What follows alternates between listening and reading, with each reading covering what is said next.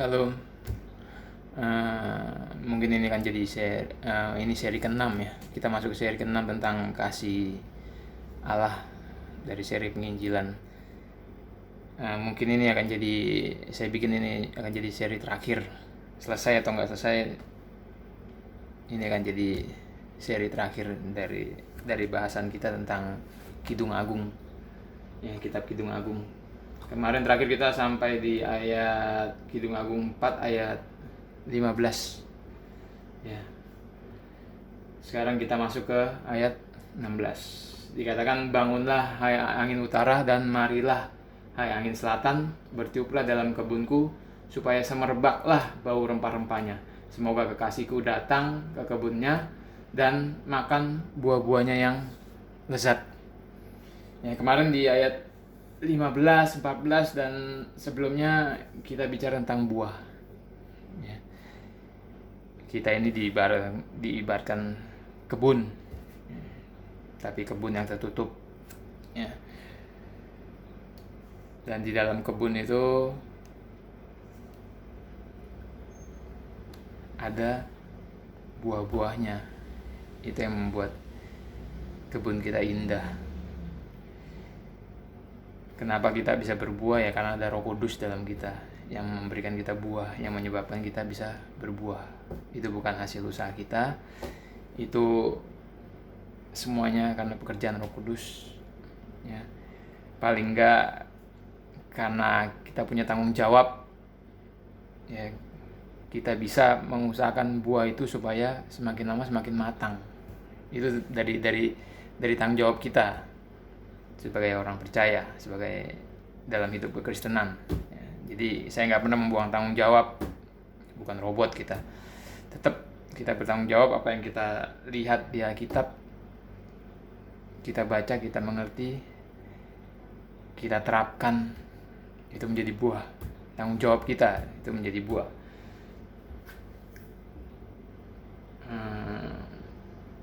Ya itu, walaupun itu tanggung jawab kita, tapi tetap Allah yang mengerjakannya di dalam kita. Susah untuk menjelaskan masalah tanggung jawab dengan pekerjaan Allah ini, memang susah. Tapi yang penting kita harus pikiran bahwa kita punya tanggung jawab untuk melakukan apa yang kita tahu dari firman Tuhan. Gitu. Tapi kita mesti tahu, supaya kita terhindar dari kesombongan, kita mesti tahu bahwa Allah yang mengerjakan semuanya di dalam kita. Itu tertulis di Alkitab ya. Kalau saya cari lagi kelamaan nanti. Ya, itu ada di Filipi 2 ayat 12 dan 13. Ayat 12 itu ngomongin tentang tanggung jawab kita, ya. Kerjakanlah keselamatanmu dengan takut dan gentar. Ayat 13 dikatakan, karena Allah lah yang mengerjakannya di dalam kamu, baik kemauan maupun pekerjaan menurut kerelaannya. Jadi Allah yang mengerjakannya di dalam kita, ya. Nah, sekarang kita kembali ke ayat 16, Kidung Agung 4 ayat 16. Dikatakan, bangunlah hai angin utara, angin selatan, bertiuplah dalam kebunku supaya semerbaklah bau rempah-rempahnya. Semoga kekasihku datang ke kebunnya dan makan buah-buahan yang lezat. Jadi dalam hidup kekristenan kita pasti rindu, menginginkan Tuhan itu datang ke kebun kita, ya. Di awal-awal kekristenan kita, kasih mula-mula ketika kita sangat berhasrat melayani, berubah, belajar berbuat baik, taat, ya pokoknya itu semua buah-buah kan. Kita selalu ingin Tuhan melihat itu dan datang ke kebun kita. Kehadirannya itu memberkati kebun kita. Kehadirannya itu membuat buah-buah kita semakin harum gitu. Ya. Pokoknya kita pengen dilihat dia lah. Kita pengen menyenangkan hati Tuhan, gitu loh. Ya. Jadi kalau Anda jadi Kristen nggak pernah punya keinginan seperti itu, nggak pernah punya hasrat seperti itu, berarti ada yang nggak beres dengan keselamatan Anda, ada yang nggak beres dengan iman Anda. Semua orang Kristen pasti pengen seperti itu, gitu. Jadi kita menunggu. Kadang-kadang kita harus menunggu. Ya, kita berusaha taat, kita berusaha melayani, kita tunggu. Bahkan sampai kadang ada perasaan kok dalam penantian kita, kok Tuhan kok nggak pernah datang gitu ya. Kok pelayanan saya kok biasa-biasa aja. Perubahan saya kok biasa gitu loh. Kita mau semuanya wah. Kita mau semuanya jadi spektakuler, dipakai Tuhan. Ya itu dipakai Tuhan. Padahal bukan itu inti kekristenan, itu bukan dipakai Tuhan, tapi hubungan kita dengan Tuhan. Tapi ya secara manusia kita pengen Tuhan itu hadir dan memberkati kebun kita. Kita menunggu.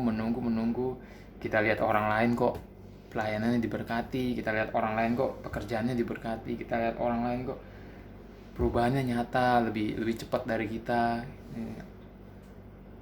Kok sepertinya Tuhan tuh sudah hadir di kebun mereka, gitu kan. Jadi ini menurut saya sangat kadang berbahaya bagi kita saat kita menunggu. Kalau kita sampai kepikiran, wah kayaknya Tuhan ini gak bakal datang nih. Kayaknya Tuhan lebih suka kebun tetangga saya. Kayaknya Tuhan lebih suka kebun teman saya. Kayaknya pelayanan dia lebih diberkati. Ya. Bukannya saya membandingkan, bukan loh. Ya ajaran yang melarang membandingkan tuh menurut saya nggak masuk akal. Itu hanya merubah kata-kata aja itu. Ya. Tetap kita pasti akan melihat, wah pelayanan dia kok lebih diberkati. Kayaknya Tuhan sudah datang ke kebun dia, kok nggak datang ke kebun kita. Nanti itu bisa merusak pandangan kita, perasaan kita. Itu kita sudah main perasaan, itu nanti akan merusak. Itu disebabkan karena, ya salah satunya disebabkan karena kita kurang mengenal Tuhan. Kalau kita bisa berpikir itu, kita kurang mengenal Dia melalui firman-Nya. Kita kurang bergumul dengan firman-Nya, kita kurang membaca firman, kita kurang belajar itu toh. Karena kalau kita lihat di pasal selanjutnya, di pasal 5 ayat 1, Tuhan bilang, aku datang ke kebunku. Aku datang kok. Ya, Tuhan bilang ayat 1, aku datang ke kebunku, Dinda, pengantinku, kukumpulkan mur dan rempah-rempahku, kumakan sambangku, maduku, kuminum anggurku dan susuku, makanlah teman-teman, minumlah sampai mabuk cinta. Dia datang. Dia pasti datang. Jadi dalam masa penantian kita, kalau kita lihat orang lain, ya membandingkan itu nggak mungkin lepas lah. Kita pasti secara manusiawi kita pasti akan membandingkan. Tapi kita mesti tahu Tuhan pasti datang. Di pasal 5 ayat 1 dikatakan, aku datang ke kebunku. Malah dia bilang ke kebunku. Waktu dia datang ke situ, dia mengakui kebun kita itu sebagai kebun dia. Kenapa ya? Nggak salah, karena dia yang menumbuhkan buah-buah kita.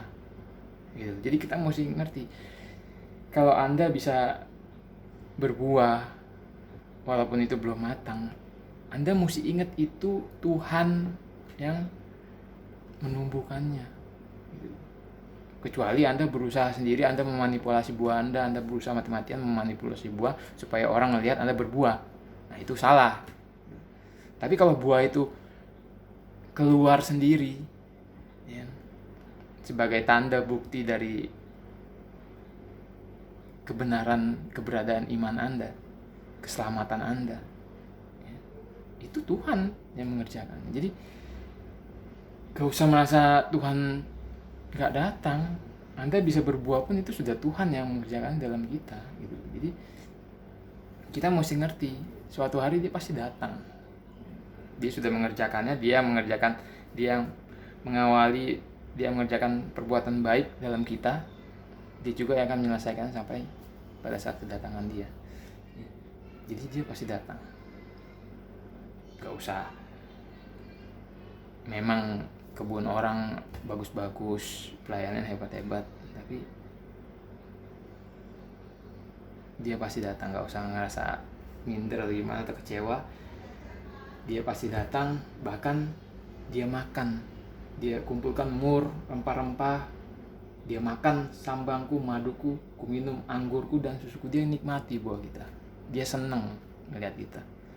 Dan makanlah teman-teman, minumlah sampai mabuk kita.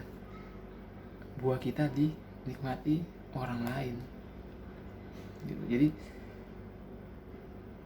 jangan racuni pikiran kita dengan itu semua ya. Kalau saya bilang itu dihembuskan oleh si jahat. Kalau kita ngerti, belajar, Tuhan pasti hadir. Kenapa? Karena dia yang menumbuhkan buah-buah kita, dia mempercantik kebun kita. Di ayat-ayat sebelumnya kan kita sudah pernah bahas itu di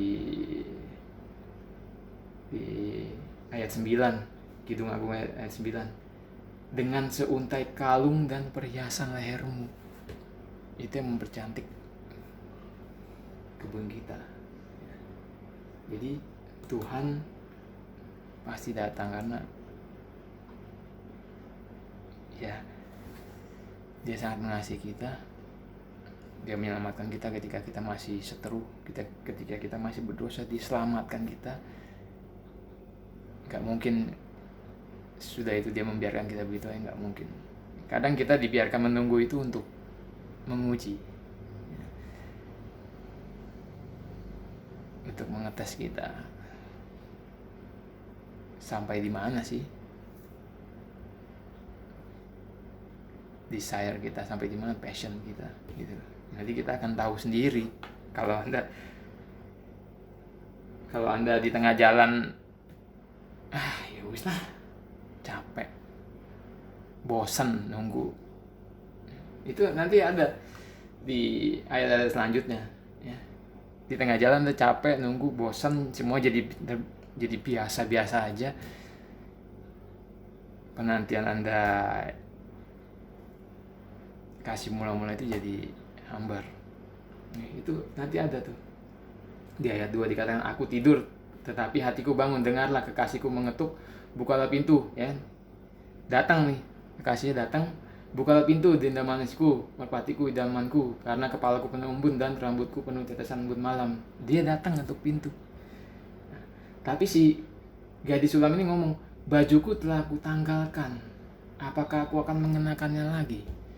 Kakiku telah aku basuh, apakah aku akan mengotorkannya pula? Aduh, saya ini udah ganti baju, udah cuci kaki, udah mau tidur, capek saya, istilah gitu loh. Saya mau istirahat. Mempelai itu datang saat dia istirahat, dan dia mungkin sudah bosan, sudah kelelahan. Ya udahlah, saya tidur, saya nggak mau bangun, saya capek, saya nggak mau mengotorkannya lagi. Jadi kadang kita seperti itu. Ini dijelaskan ya, diilustrasikan. Kadang kesibukan kita, capean kita nunggu Tuhan gitu, melakukan apapun untuk menyenangkan Tuhan, untuk kayak hambar, Tuhan kok nggak datang, kok kita nggak dipakai Tuhan gini, bla bla bla bla. Akhirnya kita bosen, semua jadi biasa, nggak ada lagi passionnya. Kasih mula-mula itu jadi dingin. Di situ Tuhan hadir seperti saya bilang tadi. Dia hanya menguji sampai di mana ini kita. Pas kita lagi dingin dia datang, beneran. Kita nggak mau bukain dia pintu. Dikatakan kekasihku memasukkan tangannya melalui lubang pintu, berdebar-debarlah hatiku. Cuman ya, dia lihat kekasihnya memasukkan tangannya melalui lubang pintu, cuman berdebar-debar doang hatinya. Aku bangun untuk membuka pintu. Terus ayat 5 dikatakan, aku bangun untuk membuka pintu bagi kekasihku, tanganku bertetesan mur, bertetesan cairan mur, jari-jariku pada pegangan kancing pintu. Jadi ayat 6, kekasihku kubukakan pintu, tapi kekasihku sudah pergi. Jadi dia capek, malas bukain pintu. Waktu dia lihat kekasihnya masukin tangan, berdebar-debar, akhirnya dia bangun. Pas dibukain pintu, kekasihnya sudah pergi. Ada orang bilang kasih itu membutuhkan respon yang cepat. Ini loh, kalau kasih mula-mula kita sudah dingin, hambar, respon kita jadi telat. Ya. Akhirnya Tuhan melewati kita. Dalam hidup kekristenan kita itu, coba ya kita mikir ya, berapa kali Tuhan melewati kita di dalam hidup kekristenan kita. Kadang dia panggil kita, dulunya kita rajin saat teduh sendirian bersama Tuhan. Ketika kita semakin hambar, dia panggil kita males bangun. Biasanya subuh selalu bangun doa. Kali ini dia bangunin, aduh aku capek Tuhan, males, akhirnya gak bangun. Berapa kali kita mengalami itu dalam kekristenan kita ya. Kenapa saya bisa ngomong gini? Karena saya juga mengalami hal yang sama. Sering saya merasakan Tuhan tuh melewati saya gitu.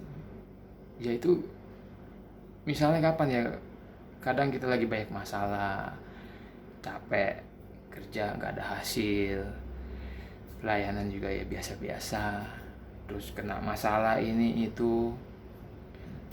Ketika dia datang, Tuhan tuh paling senang kalau kita nyari dia, ngajakin dia bersekutu. Saat itu Tuhan tuh paling senang. Tapi ketika kita nggak melakukan itu karena ya itu masalah-masalah tadi itu, dia sampai nyamperin kita, dia ketuk kita, dia tegur hati kita nggak ada respon. Akhirnya Tuhan melewati kita. Itu sering terjadi dalam hidup kekristenan kita, dalam hidup saya sering. Saya rasa di dalam hidup kekristenan Anda juga sering ya, kita mesti introspeksi. Apakah sekarang keadaan kita tuh seperti itu? Awal mula, kasih mula-mula, passion kita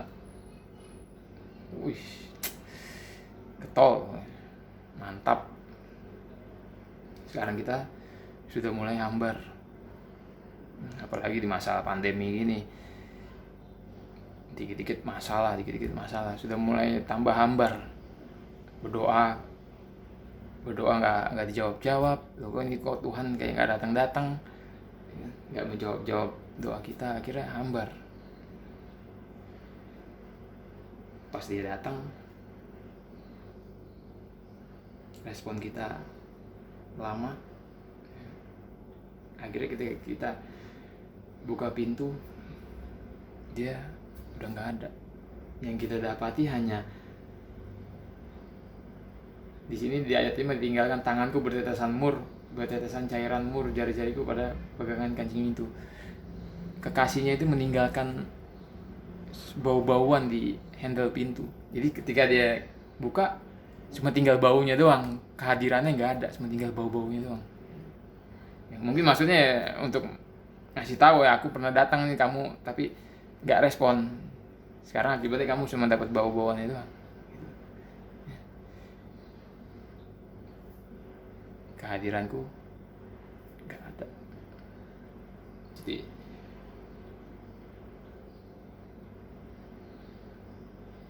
seperti pingsan aku ketika dia menghilang.